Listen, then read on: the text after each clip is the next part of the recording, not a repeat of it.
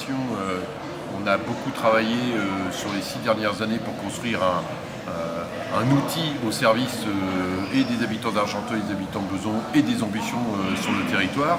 Et aujourd'hui, Georges Meutron, pour des raisons purement politiciennes, pour des problèmes d'orgueil personnel, veut remettre en cause cet outil qui sert et qui peut encore servir formidablement pour les habitants.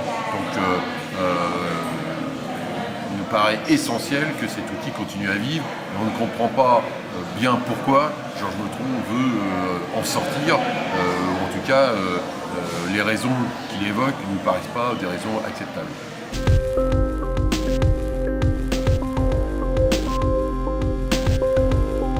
L'agglomération a aujourd'hui 100 millions d'euros d'emprunt parce qu'elle a réalisé des travaux dans les espaces verts, sur la propreté, sur le figuier blanc, sur au besoin le théâtre Palais-Loire, sur la voirie, sur l'éclairage public.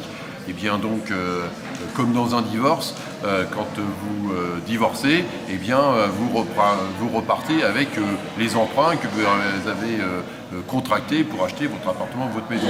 Eh bien, Georges Meutron, dans une logique comme ça, il repart avec une valise avec 80 millions d'euros de dette et il va essayer de trouver quelqu'un pour prendre la valise. Nous, on pense qu'aujourd'hui, personne ne prendra cette valise et certainement pas dans sa totalité, même si il rentre demain dans la métropole de Paris, qui est la seule hypothèse un tout petit peu sérieuse.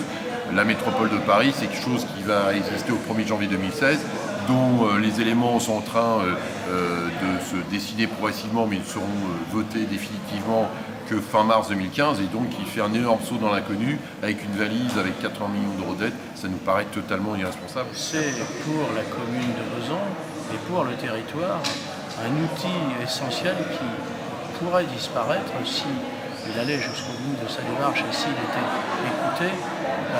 Une véritable catastrophe pour le territoire, en particulier sur le développement économique et tout ce qui fait que le développement économique fonctionne sur Argenteuil-Besançon, à savoir un territoire sur lequel nous avons, avec Philippe Doucet, su le rendre attractif.